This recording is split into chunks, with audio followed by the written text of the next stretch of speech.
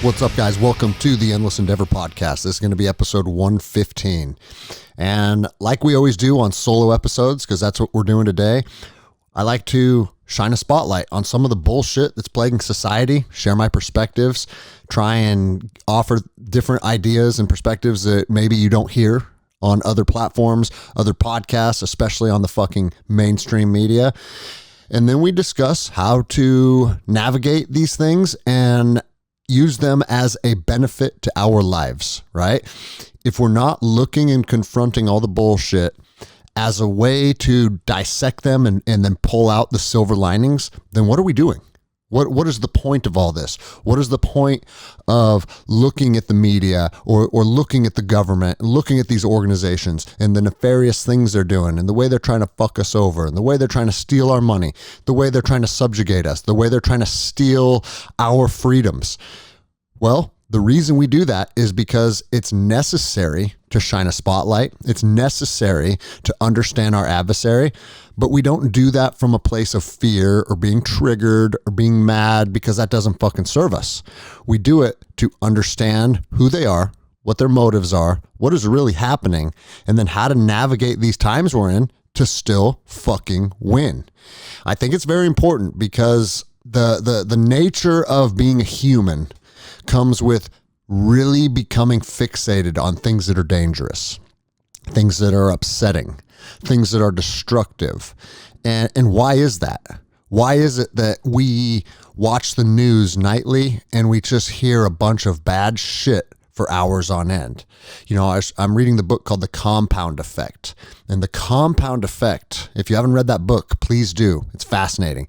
It talks about how all the little things that you do, that your habits, and your habits that actually have longevity, the things that you do day in and day out consistently, those habits build a trajectory for your overall life. And that trajectory can be extremely negative or it can be extremely positive, but both are the result of the compounding effect of your daily habits. And it talked about how the majority of people's daily habits involves a substantial amount of television. And it made me think, you know, I say it almost every week, guys, I'm not your guru. I'm not here telling you what path to be on or telling you the route to success, because I'm on that path myself. This is something, you know, I've been a government employee for 20 years. I was on a GS salary for a long time. I was a fucking E5. You know what I mean? Like, I was not on the trajectory to wealth. I was not on the trajectory to freedom. And it's not until the last 24 months really opened my eyes and let me understand that, you know, a day or an hourly salary will never get you to where you want to be. It was Jim Rome that had a famous quote that said, "Wages make you a living, profits make you a fortune." So think about that. It doesn't matter what your daily wage is or your hourly wage is. If you're trading your time for money, eventually that plan is not going to work for you. It is not the ticket to freedom. It is what you do with that money that you have earned by trading your time for, and how to make that money continuously make you a profit while you fucking sleep, while you're on vacation, while you do whatever the fuck you want.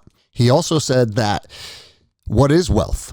I think figuring out what wealth is important, because it's different for everybody else. But what comes down to, and this is from listening to Jim Rohn's material, he said you need to make enough money basically as passive income to support the lifestyle that you desire. So think about that. Are you making enough money through passive income, meaning through investments, through rental properties, through things where you don't have to wake up and show up at the office and be on the grind? Your passive income needs to support the lifestyle you desire. And once you have that, you are fucking wealthy. And you know, for some people, that might be $1,000 a month because they live in a yurt out in the fucking woods and all they need is enough to supplement some food or whatever it may be, right? But you got to figure that out. What is your lifestyle of choice? What does it cost? Then how do you build a path to get there and have enough passive income to support that? Oh, I don't care about money. Money doesn't buy you happiness. Okay. Perhaps that statement is true, but money is the first step to your freedom. You know, I listened to Andy Frisella's podcast last night, and he just released an episode about how making money has been demonized. And, you know, all these gurus and all these people online will tell you like, oh, money is the root of all evil. And, you know, oh, he just wants to be fucking rich and the rich people are evil. And the reality of it is all these motherfuckers that are at the top are rich as shit. All these motherfuckers in government, Nancy Pelosi buying $25 million mansions. All right. Our adversaries sure like getting rich. But when you talk about getting rich, it's somehow a moral issue. It's out of alignment with being an ethical person. That's fucking bullshit. You know what's out of alignment with being an ethical person? Is being an evil person, doing things that are not of a high moral value or a good moral code. And you can do that with lots of money, or you can do that being flat broke. It goes both ways. You can be a good person with money, or you can be a good person that's broke. You can be a piece of shit that's broke, and you can be a piece of shit that's super wealthy. But for the people that are trying to build the path to freedom, to not acknowledge that financial freedom is a part of that, a piece of that puzzle, you're fucking lying to yourself. So I am dead set on building a massive amount of wealth over the next 2 to 3 years. And that's my mission. And I'm screaming it from the fucking mountaintops. I'm not ashamed of it. I want to grow my businesses. I want to grow my brand. And I want to build a future for me and my family where I am completely fucking free.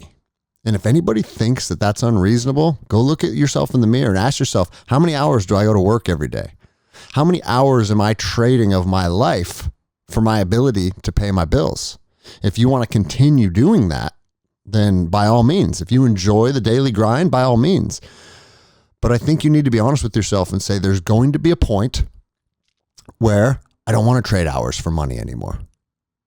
I simply want to be me for a living. I want to chase my passions. I want to pursue my dreams. And so that's where we're at. So today's episode, we got some bullshit to talk about. We're going to talk about some of the stuff that's been going around the media, and then we're going to talk about how to become better and what that path looks like. You know, the first thing that I want to bring up that I saw that was shocking to me was it was Ted Cruz interviewing some high up people or in Congress, having them testify about the FBI's role in the January 6th insurrection. If you guys have not watched this video, you need to go to YouTube and you need to fucking type it in and you need to watch it. Because what they have proven is there are people that were undercover agents, they were feds, that were really behind the driving force of getting everybody spun up. And there's one man in particular who's wearing a fucking red hat, and they have all these different pieces of video footage of him that they put together. And they've realized he was one of the main sources of inciting people to go inside of the Capitol.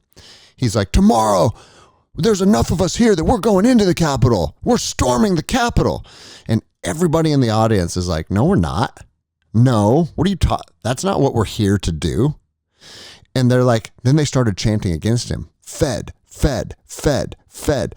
Because they realized enough people saw him for what he was and what he was doing that they called him out on it. And then there's a bunch of video clips of this guy encouraging people to storm the Capitol. Then when it actually took place, he was in the very front of the line. And he was the one pushing the gates down. So what are we fucking talking about here? Our own government staged this and incited this mob mentality to then turn against us and hold that over the heads of people that are just patriotic Americans. You know, I had friends that were there, and I've seen footage and pictures. It wasn't violent. It wasn't a bunch of people looking to fucking have an insurrection and overthrow the government. It was people that were there for a peaceful protest. And now as all the evidence is all the pieces are starting to come out, it looks like our own government are the ones that did this. How much fucking longer Are we going to just sit back and let our fucking evil government manipulate us and trick us and promote these false narratives? There's fucking people sitting in jail right now because they went for a stroll through the Capitol. And here's the thing, guys. Was it illegal for them to go in there? Okay. So maybe they can get hit with a criminal trespass. But all of this insurrection bullshit, it's propaganda. And it is propaganda for one reason and one reason only. And that reason is they want you to be very afraid of ever testing the resolve and the power of the mighty U.S. government. That's what they're doing. And they orchestrated the whole fucking thing. Hey, let's get a group of conservative people.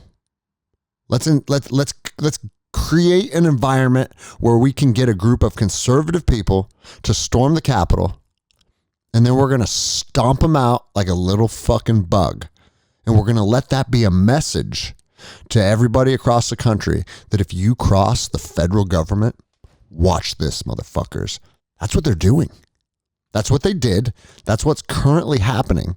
And if you can't assess the situation and be honest with yourself, then you need to open your fucking eyes. I say that every fucking week. Look at yourself in the mirror, open your eyes, and ask yourself, what is going on? This isn't something that should just bother conservatives. If you're a liberal and you see that the U.S. government is orchestrating things to go against a certain demographic of people, it should concern you just as much, because today it's them, tomorrow it's fucking you. Do people not realize that? If you don't stand up for freedom across the board, tomorrow it's going to be you, motherfucker. And I know there's a lot of people that they just have a shallow way of thinking. And they think to themselves, well, even if it is corrupt, they're going against an ideology that I stand against, so I support that. Are you that fucking dumb? What was that guy's name? Was it Sam Harris the other day? That's like, oh, well, Trump University was so much worse than anything the Biden's administration's ever done, so I don't really care. Hunter Biden can have the bodies of kids in his basement. I don't care. Because it's that important that we got Trump out. Like that, these fucking people are willing to allow the other side to do whatever the fuck they want just to get rid of the evil conservatives. But what you motherfuckers are failing to realize is it's just us today.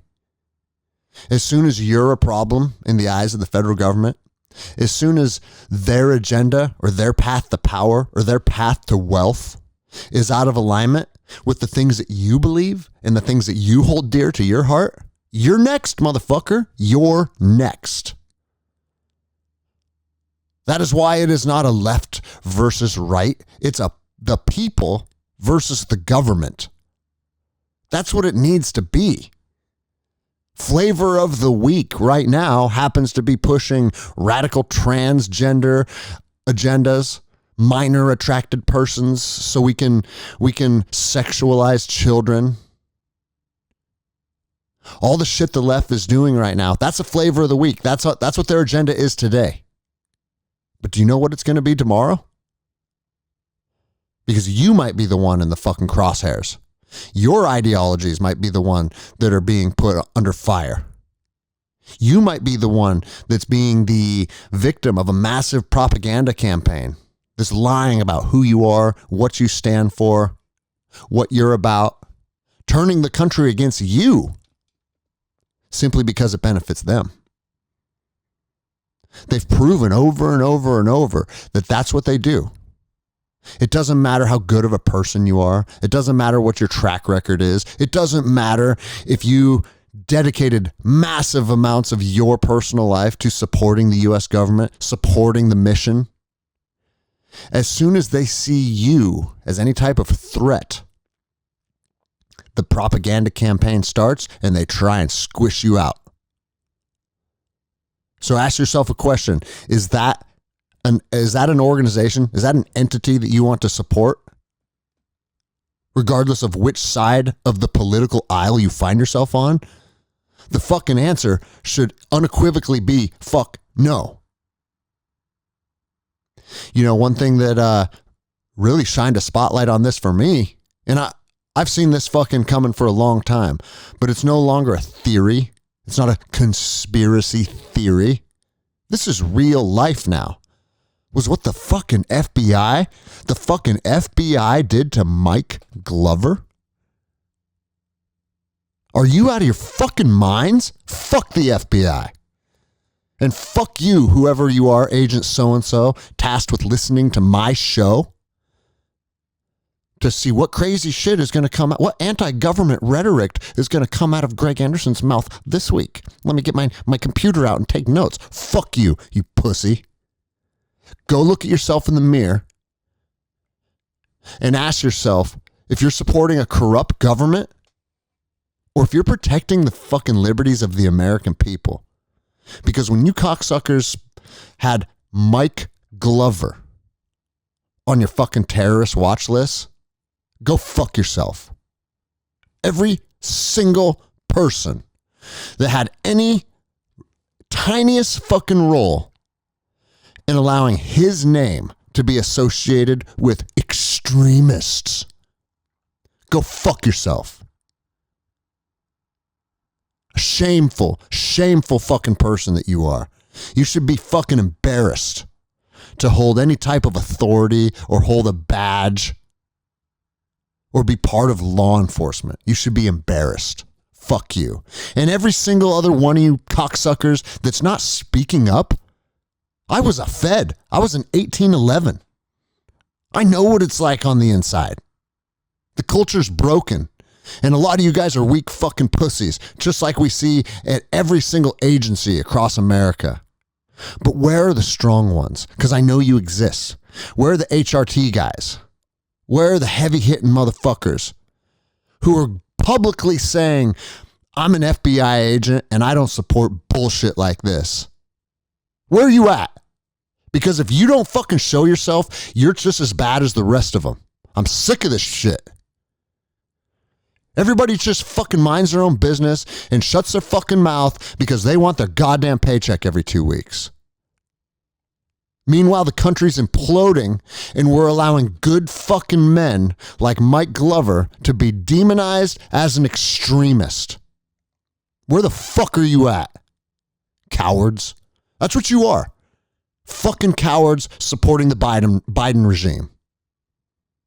And I'm real fucking sick of it. Because I spoke out against the regime here in Washington State 2 years ago as a police officer and got fucking fired for it. And I haven't regretted it for one fucking second because that was the right thing to do.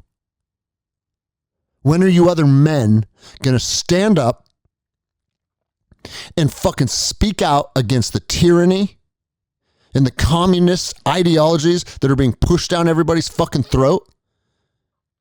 When are you going to speak up? Nope, you're not. You're not going to say a fucking word. And my friend Mike Glover is publicly fucking declared an extremist on leaked FBI documents. Wake the fuck up. You know, it talked about American Contingency. American Contingency being an extremist organization. Do you motherfuckers realize that the left controls language? We talked about this a lot on the show. They control language for no other purpose than to target certain groups of people. Racist. That was the big one for the last 2 fucking years. Racist. They could attach the term racist to someone to destroy their credibility. And everybody just eats it up, hook, line, and sinker. To the point where you have all these dumb motherfuckers that are like, well, white people can't be racist. Or no, black people can't be racist. Only white people can be racist. And white people are racist just by default of being white because they have their white shut the fuck up. It's manufactured to exclude certain people in our society, to fucking degrade their credibility.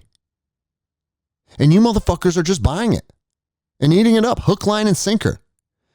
On the FBI's leaked document, it says, America contingency, mainstream militia, nationwide, mostly online activity, low history of violence. Low history of violence? You mean no violence? You mean zero history of violence? Show me the fucking American contingency member that is out there being violent. Show me that person. Because that person, I have yet to fucking hear anything about them. And you know how you know they don't exist? Because if they did, it would be plastered on every fucking headline in America. So I'm going to let you guys in on a little secret. This is why they are doing this to people. Mike Glover, who is a good man, I don't know him very well, but I have fucking shared space with him. I've had long conversations with him. And you don't need to know someone for an extended period of time to feel their energy and know they are authentic and they're a good human being. And I will bet every dollar I've ever made that he is exactly who I believe that he is. I would entrust Mike with the safety of my children tomorrow. That lets you know where he's at on my fucking spectrum. Men like him are preaching one message, and that message is become a better version of yourself. Fieldcraft Survival, American Contingency, these organizations that he's built and that he's created are simply there to teach people life skills to be able to overcome and face adverse situations. If you look at Fieldcraft, it's not all fucking government gloom and doom. Is that a possible scenario? Yeah, it is. So there are some things on that, but it's also what to carry in your car, how to configure your house so you can make an escape in case of a fire. What essential items do you need on your person if you're backpacking? All of these little things in conjunction make you a much higher capable human being to confront adversity. Once you have the tools to confront adversity on a wide range of scenarios, you're starting to become fucking free. You're no longer controlled by fear. They want everybody fucking afraid. And Mike Glover, his entire persona, his business model, everything that he does is the antidote to fear. Teach people to rely on themselves. Give people the training and the tools to have the confidence that if they're faced with one of these scenarios, that they're going to be okay. A fucking blackout hits your city and you don't have power for a week. Well, if you've listened to Glover and you've prepared accordingly, you're going to be okay. Massive storm, civil unrest, fires, anything that could potentially have a negative impact on your life. There are protocols and procedures and equipment that you can put in place ahead of time so to lessen the damage of that blow. And that's his whole persona. That's his entire message. How to become more capable in order to have a higher successful survivability rate when we're confronting these conflicts. Well, the U.S. government doesn't want you to have a high percentage of success when confronting conflicts. They want you, like we say every week, to be fat, weak, slow, stupid, not having any confidence in yourself, not having any ability to confront and solve problems, not having the ability to face adverse situations. They don't want you to have any of those things. But since that's what he pushes, and he pushes it on a massive scale, we got to attach this extremist thing to his name. And now, hopefully we can start destroying his credibility. That's what it's about. Oh, these documents leaked. It's fucking disgusting. It's disgusting that I used to be part of the U.S. government, that I used to be a federal agent, that I used to be a U.S. Marshal. I used to be so proud of that.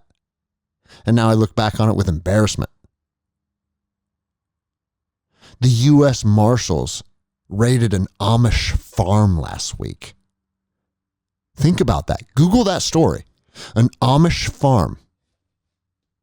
Because he's selling his products directly to the consumer.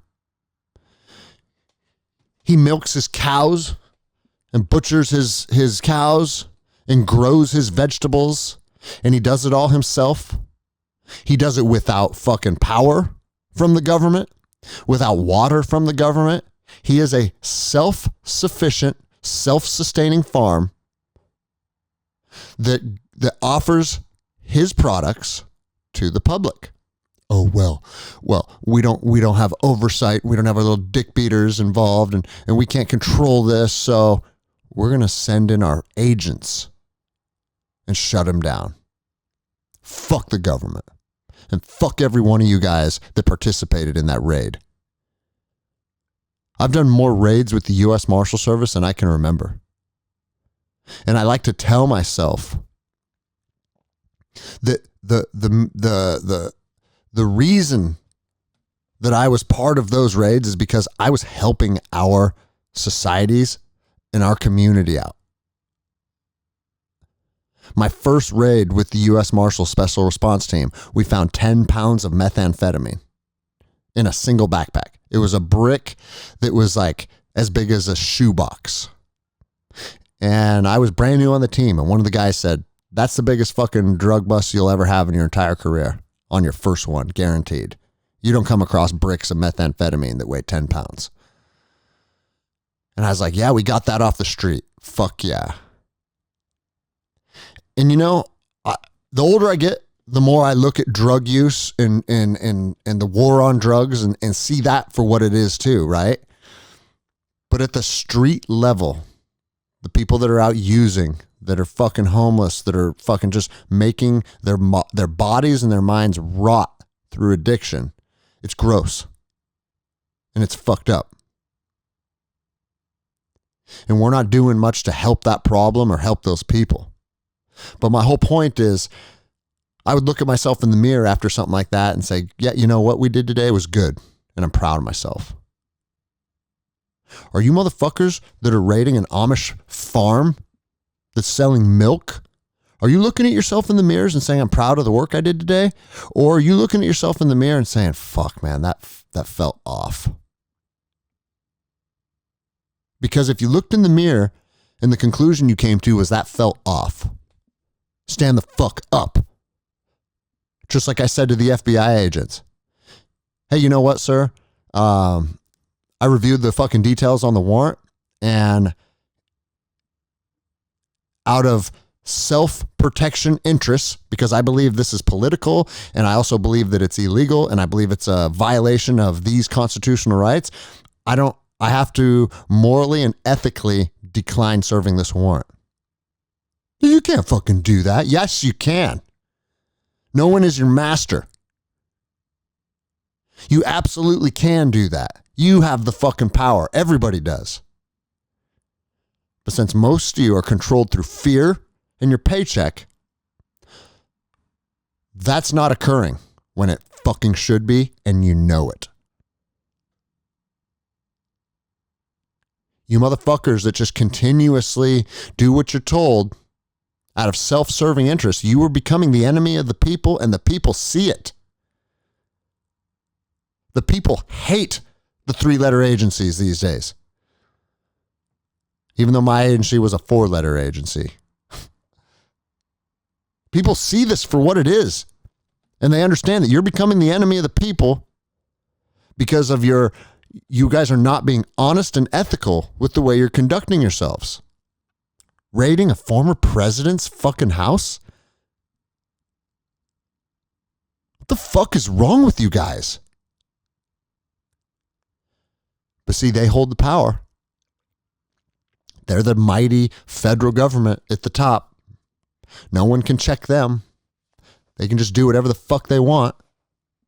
And then we've become a banana republic. You guys have to ask yourself, is this my legacy? Is this what I want to be part of? Do I want to be part of the generation that promoted fucking communism and promoted the fucking corrupt people inside of the U.S. government to rise to the top and take over? That's your legacy? Hope you're fucking proud of yourself. Every generation of people has a fight. You're no different. This is your fight right now. This is part of being a human being. This is part of securing the future for the next generation that we want for our children and our children's children. And the fight is happening right now, and a lot of you motherfuckers are being cowards. You're being cowards because you seek comfort. Nothing could be more egregious. Cowards for fucking comfort. That's what you are. Fucking pathetic. And when the day comes when the American people have had enough of your bullshit, fuck you. Hope you enjoy your comfort then. Thing is, everybody listening knows I'm right. Everybody listening feels this. Everybody listening sees this. A lot of people are talking about this. They just might not have a fucking podcast. But it doesn't matter if you have a podcast or if you have 10 followers on Instagram. Speak your truth, speak your heart. Because the more people that do that, the more reassuring it is to everybody else. And courage is contagious. Not everybody has to be the leader. Not everybody has to be leading the charge. But everybody should be involved in the charge. Even if you're in the very back, you're still part of the movement. Be part of the fucking movement.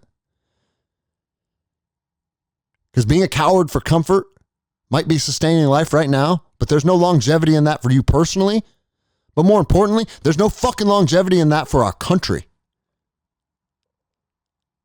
It's bigger than you, you fucking pussy. So think about how your actions are affecting people that are going to be fucking part of the American society years down the road, generations down the road. Those are your family members. And your cowardly actions are setting them up to be fucked. So open your goddamn eyes and open your goddamn mouth. Quit living in fear like a little fucking pussy. You cowards for comfort. Fucking IRS is doing it too. 87,000 new agents. And based on some of those training videos that we all saw going around, good luck. Roll your fucking wheelchair up to my porch with your fucking gun in hand that you're holding like a complete fucktard. Don't even understand the basic fundamentals of firearms handling. It's a joke. They're taking the Walmart quality people in America and fucking deputizing them and giving them legal authority to come into your fucking house. It's embarrassing. There's no standards anymore. But you know what? Good. I don't want to fight a motherfucker like me. That would be a problem. If they were building an army of savage motherfuckers like us, that's a problem. But here's the deal. Savage motherfuckers like us can't have the wool pulled over our eyes. Savage motherfuckers like us can't be manipulated. So they have to fucking take it down a couple notches and find people that they can manipulate. Well, what comes with people that you can manipulate? They're not savages. So now you got a bunch of fucking pussies whose bodies barely work. They're eating bullshit all the time. They all look overweight. And by overweight, I mean fucking morbidly obese. Clearly no height weight restrictions in the IRS. Nobody on either side of the aisle wants 90,000 new IRS agents to audit everybody. Nobody wants that. Nobody. On either side of the fucking political aisle. But they're going to take your tax dollars and they're going to hire 90,000 new agents. And those 90,000 new agents have one mission involved in life, and that is to fuck you. Are we fucking retarded? You can't say retarded on your show, Greg. That word was removed in 2017. Are we fucking retarded? We're just going to let the government steal our money and then use our money to build a force of people to steal more of our money. That's the reality we're in right now. Pull your head out of your ass. It's insane. You know, not only are they trying to control language, but they're trying to control people's actions as a result of controlling language. You know that white people, there's a portion of a Berkeley campus where white people are not allowed. This is a POC portion of our campus. It's people of color. And we ask white people to respect that. And you're not allowed here. And if people that live there have a white family member that wants to come visit them, they need to announce that there's a white person present. So people don't feel like they're victims of racism and white privilege. Anyone that believes any of that bullshit that I just spouted should be hung from their neck until they're dead. That's another thing you can't say on your podcast, Greg. If you were that fucking stupid and that fucking ignorant, where you think college campuses and college dorm rooms in the year 2022 should be segregated, hung from your neck until dead. A man or a woman's worth is their fucking character, period. And anyone with a fucking decent character themselves understands that. And if you dumb motherfuckers can't realize that they are race baiting you and they are stirring the pot and they're causing division for no other reason than to, like I said, control language and control the narrative and divide the people. If you can't fucking see that for what it is, hung from your neck until dead. You want some division? I'll give you division. You shouldn't be part of fucking planet Earth. You shouldn't be part of Team Human. So get the fuck out of here. There are people that think that's legitimate, like that's a good idea. Let's ban white people. Again, it goes back to what I said literally fucking 15 minutes ago. Today it's white people. Tomorrow it's the next group of people. Once you allow them to just dictate who gets a pass and who doesn't, who's good and who's bad, who we want to have around and who we don't. You allow these fucking radical organizations and radical elements of the government to fucking dictate those aspects of our lives. Today it's white people. Tomorrow it might be black people. Today it's straights. Tomorrow it's fucking gays. And it's all because you stupid motherfuckers give these radical organizations too much fucking power. If your fucking kid goes to that college and that's part of their policy, fuck you. Because you're voting with your dollar. And here's the other side of it. They don't have anything good to teach your fucking kids anyways. So figure out a different path. But just the fact that that's real, go Google that. That shit is real. And so, you know, we touched on a little bit when we first opened up this show, but why does the brain focus on the negative? Why is the brain enthralled with stories of death and destruction and chaos? Why do we get fixated on those things? Well, it's very simple. We get fixated on those things because since the beginning of mankind, if there was a fire in your village, it better have 100% of your attention so you don't burn to death. If a fucking tiger is stalking you in the fucking woods, that better have 100% of your attention or you're going to become a meal. If the rival horde on the other side of the valley is gearing up and putting on their armor and sharpening their swords, and one of your scouts sees these events taking place, that better have 100% of your focus because you are about to be overrun. So the things that are scary and that are dangerous, they used to have real implications. There used to be a drastic effect on your life if you didn't give the dangerous things that are occurring in your life 100% of your attention. And that is hardwired into our DNA. So our brains don't distinguish, hey, I'm in the woods and that animal is fucking stalking me. Or, hey, I'm watching this on TV and this animal is stalking this other person. Right? Things that give you that feeling of fear captivate you. And you want to see the outcome. And you want to give it your attention. Well, guess what? The mainstream media understands that. And they have absolutely fucking taken control of your life because of how well they understand that. And it's headline after headline after headline to captivate you emotionally, because they know that if it's something that's like, oh my God, you're going to die. The coronavirus is going to kill your whole family. Guns are going to kill your whole family. If Joe Biden doesn't get in office to save you, Trump's going to kill your whole family. Doom and gloom and destruction and poverty and starvation. Jay Inslee, that stupid cocksucker. A winter of death is coming.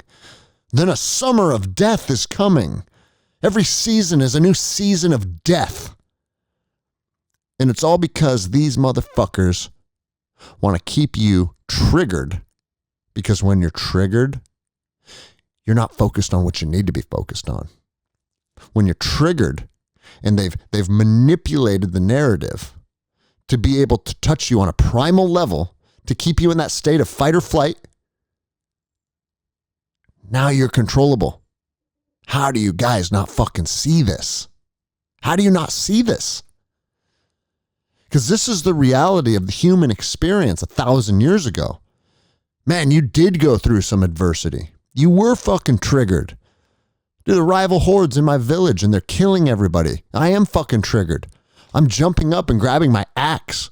I'm putting my fucking children in the basement and locking the hatch. Then I'm running out into the street to confront the enemy and beheading that motherfucker. I have to be triggered because this is real. It needs to be addressed now.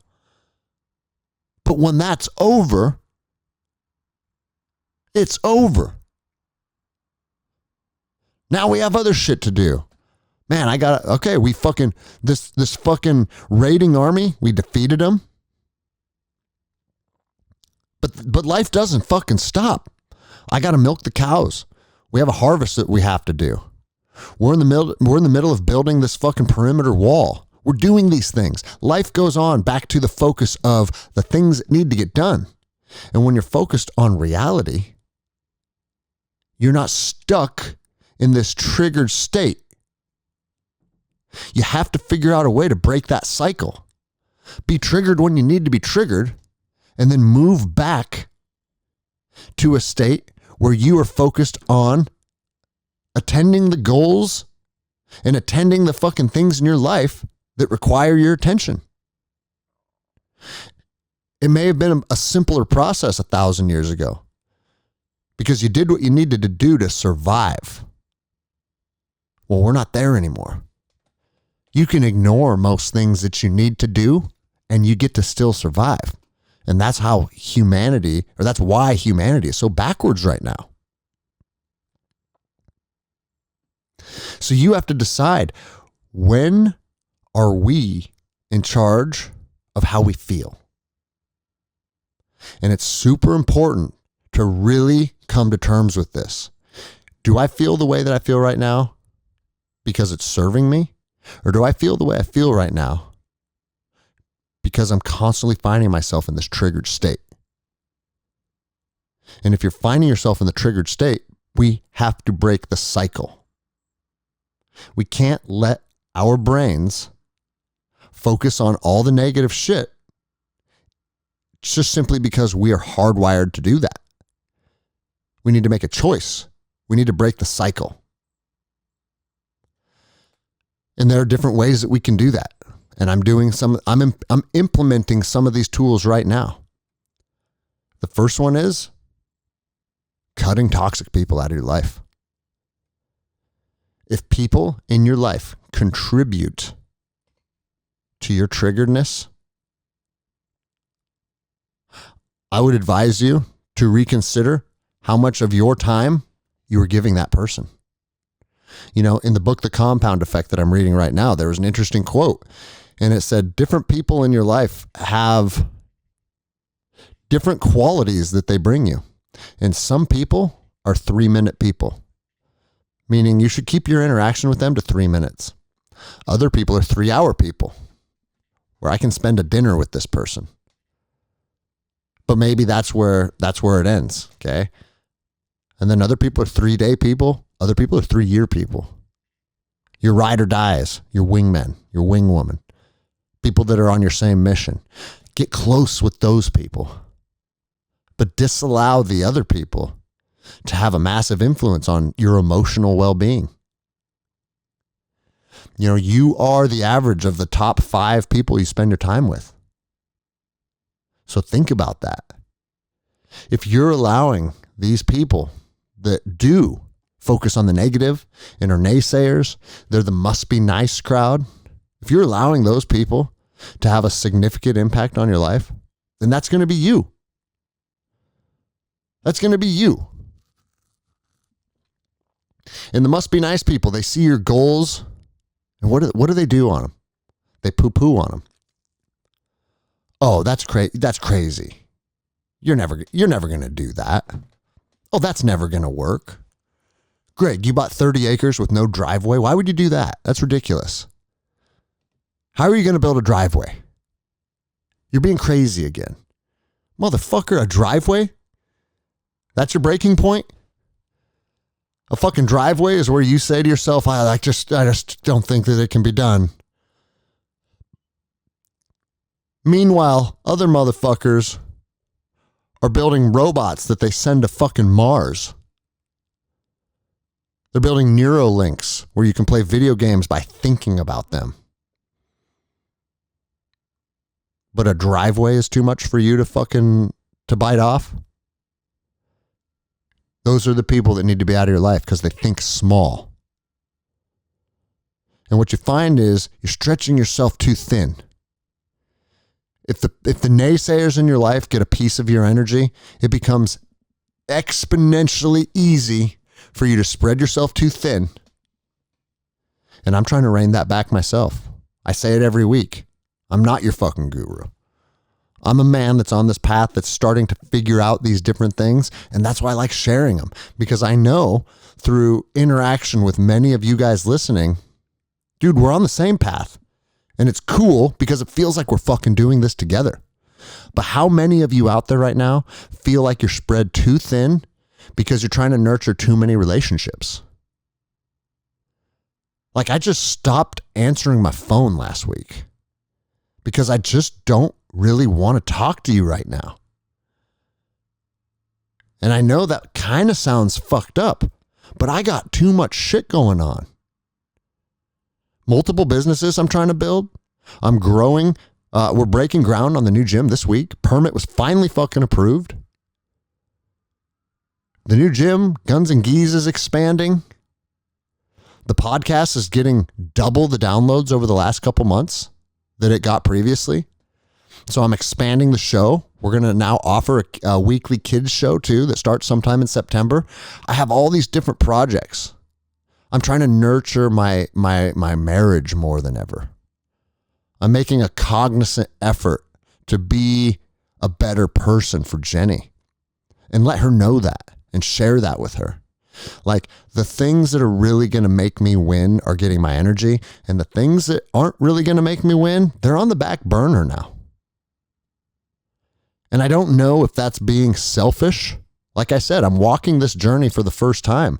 I'm not trying to be selfish, but I need to do what I need to do for my life to win.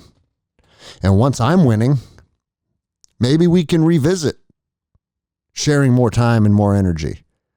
But it's just not where I'm at right now. I'm moving up. I'm elevating myself. I'm leveling up like a fucking character in a video game, and I feel it. And either you're on board this, or I'll fucking see you when I see you. And it's an important thing to tell yourself and to ask yourself, are the people that I'm sharing my valuable time with enriching my life or detracting from my life? And if the answer is they're detracting from your life, it's time to move the fuck on. And here's the other thing. It's like cutting people out of your life. It's kind of like the chicken before the egg theory. Is cutting people out that have a negative vibe and a negative energy, is cutting them out what inevitably allows you to become a more successful version of yourself? Or as you become a more successful version of yourself through your own grit, your own goal setting, your own determination, do the other people in your life that are the negative Nancys, that are the naysayers, do they see you ascending and they just can't keep up? So by default, the process makes them see their own way out because we are no longer congruent. We are no longer on the same path. Regardless of what leads to you separating yourself from certain people, just know we're not all meant to be best friends for eternity. I think the universe puts you in touch with the right people at the right times to teach you a lesson. That lesson may be rooted in love, but that lesson could also be rooted in deceit. But you take away a positive from whatever that interaction was. And just know, some people are your ride or dies that will be next to you for eternity. And other people, we're like two fucking comets in space that collide. We have an interaction. That interaction causes a result. You each take something away from that, but then you keep going on your trajectory, never to be seen again. And I think that is something that is extremely important to understand as we ascend to the next level. So 75 Hard is wrapping up. Today is day 70. When you are listening to this, I believe this episode drops on September 1st. I will be in Kalispell, Montana with Andy Stumpf, and 75 Hard will be over. September 1st is my first day off. But guess what? I don't want to stop. Am I going to have a Guinness in the cleared hot studio? Well, you're damn right I am. But then I'm right back on the path because what I'm learning, not only through doing the program, but reading these books, again, the compound effect. It's like the fourth book that I've read on 75 Hard. The compound effect is fascinating because it's simply stating what you continuously put your energy into will give you the results that you've earned. It's not being the hardest worker in the room. It's not doing these extravagant things. It's not investing extravagant amounts of money. It's not doing a savings plan where you don't get to live your life or enjoy the foods you want or any of that bullshit. It's simply continuously moving in the right direction. And if you continuously move in the right direction, winning is inevitable. And that's something to think about. That's really something to think about. Every little detail, do the right thing. Every little detail, make sure you win. I try and apply that to every aspect of my life lately. If I'm in my driveway and there's a little piece of garbage, I have to pick that up because it's my driveway and nobody else is going to pick it up. How I'm conducting myself at the gym, what I'm giving my energy to, everything needs to be moving me in the right direction. I'm visualizing winning.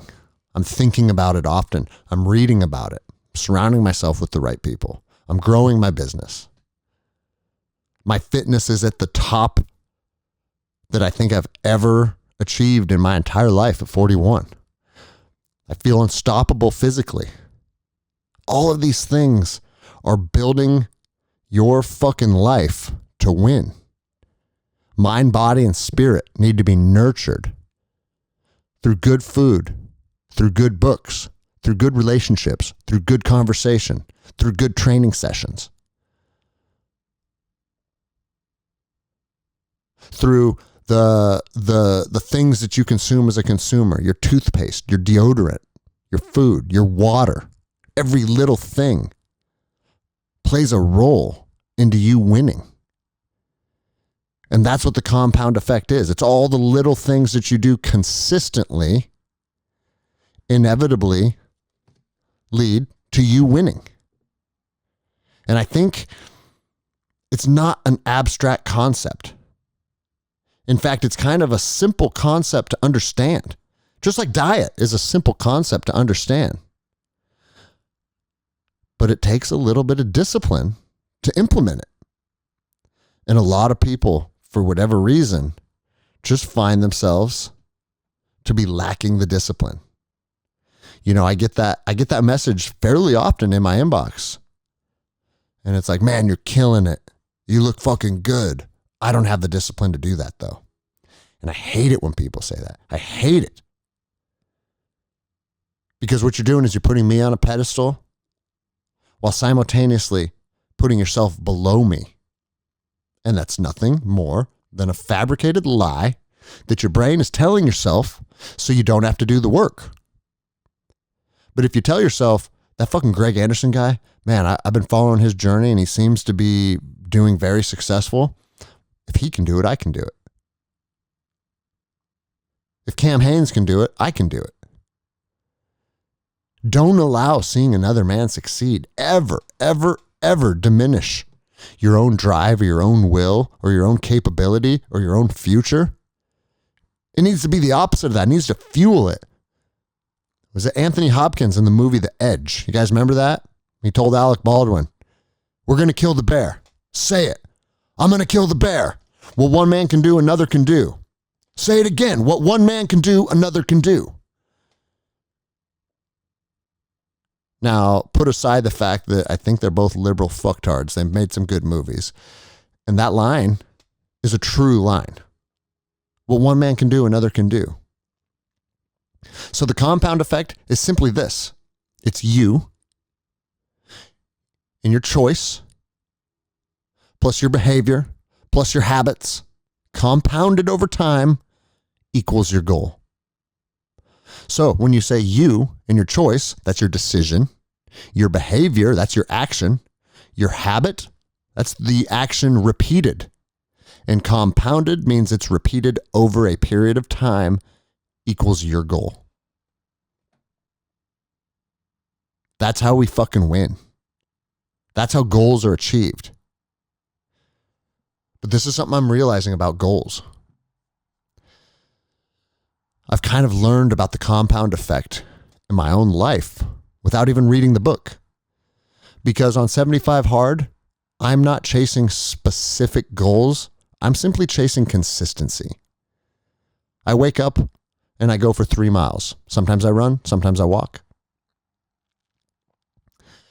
When I was 22 years old, my 3 miles had to be under 21 minutes. I have to hold a sub 7 pace for every 3 mile run. Otherwise, I considered it a failure. You're getting slow. You're getting weak. You slacked off today. You didn't push hard enough. Now, are those things true? At that age, maybe they were.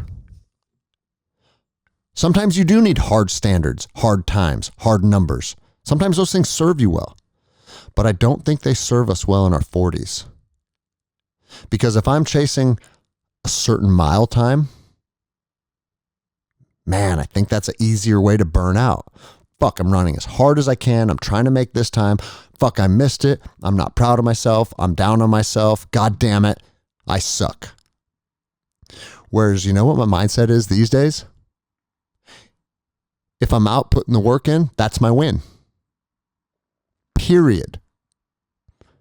If my 3 mile run takes me 30 minutes, well, maybe my body needed to go slow today. Maybe it's more like active recovery instead of actual work. There are plenty of mornings that I simply walk Some mornings I walk slow. Some mornings I walk fast. Some mornings I run slow. Some mornings I run fast. And I don't give a fuck, and I don't have a plan. When I step outside of off my porch, the plan is, let's go put 45 minutes of work in under the sun. I get up at sunrise and I put my 45 minutes of work on the road in every day. That's it. That's the goal. That's the measure of success. And what I found is, without having these certain hard lines that I need to meet, I'm enjoying the process more. I look forward to getting out on the roads in the morning. It's not stressful. If I feel like taking it easy, I take it easy. If I feel like getting after it, I get after it. But because that is my approach, I don't have these expectations on myself. I don't have these ideas that I have to meet, or I consider myself a failure. Because I don't have those anymore, every day is a win. And I come in and I feel fucking good about it. It's the same thing in the gym. All right, I'm going to lift today. How much am I going to bench? Whatever I feel like. How much am I going to squat? Whatever I feel like. And as long as I do the workout, that's my win. Now, I will tell you guys this. As someone that's been consistently working out since I was 15 years old, I feel like I have a pretty good understanding of my body. I have a good understanding of when I need to push, when I need to dial it back a little bit. And that is a result of putting in the time. I've earned that. If you're brand new to fitness, that might be a dangerous approach, because that little voice in your head saying, take it easy, take it easy, take it easy, it's stronger. And if you find yourself taking it easy every day because you're listening to your mind, you're listening to your body, well, that's just as detrimental on the other end of the spectrum, right? So it's, as Jocko says, a dichotomy. And we have to figure out the middle ground to serve you best. But I'm not chasing a 400-pound bench anymore. I was when I was 25. I'm chasing waking up and feeling good, waking up and looking good. I'm chasing having good relationships with people.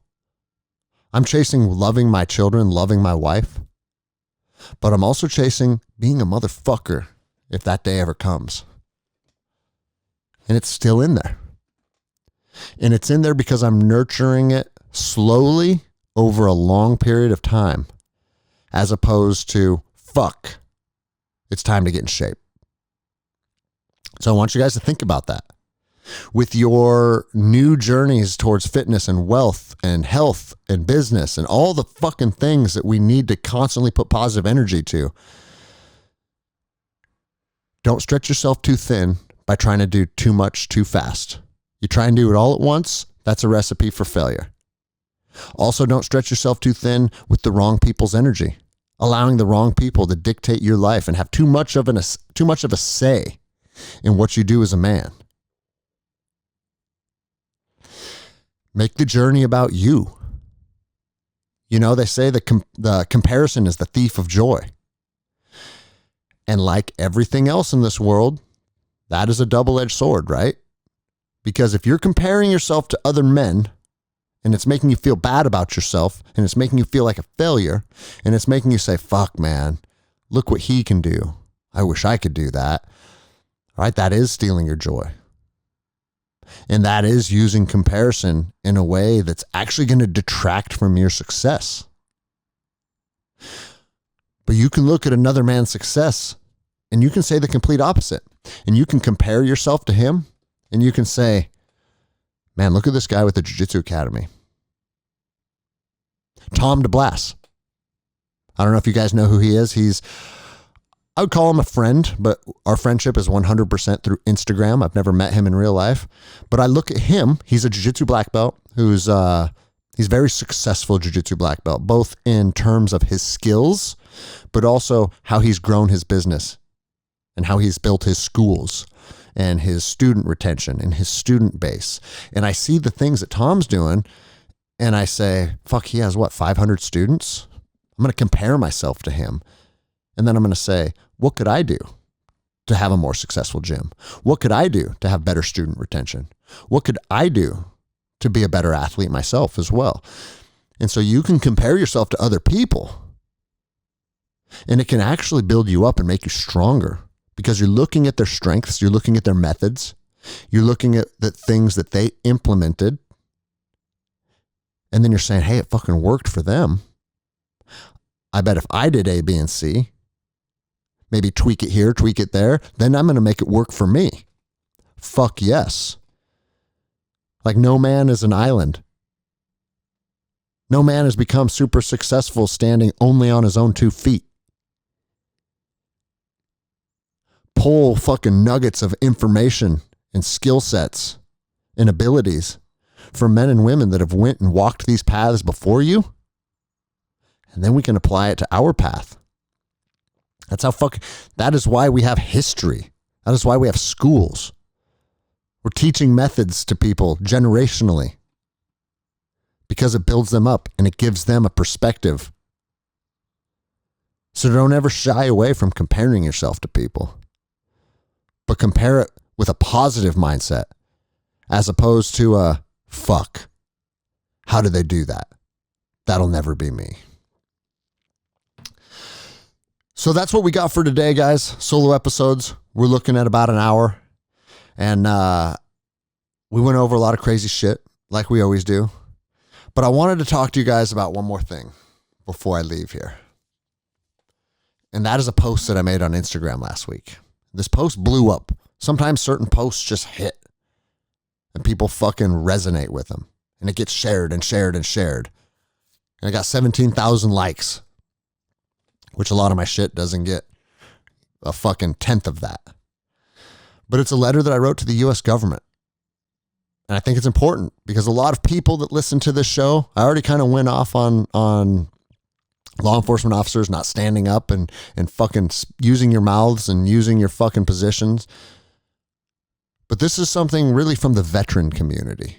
And I know a lot of you guys are veterans alongside me in this. And I said, dear U.S. government, an entire decade of my life was spent looking for terrorists. I lost brothers hunting terrorists. I killed other men because you labeled them terrorists. I never faltered and was unwavering in my beliefs of this pursuit because at the time, I believed you were on the side of good, and together we confronted evil. But men like us are no longer needed for the current agenda.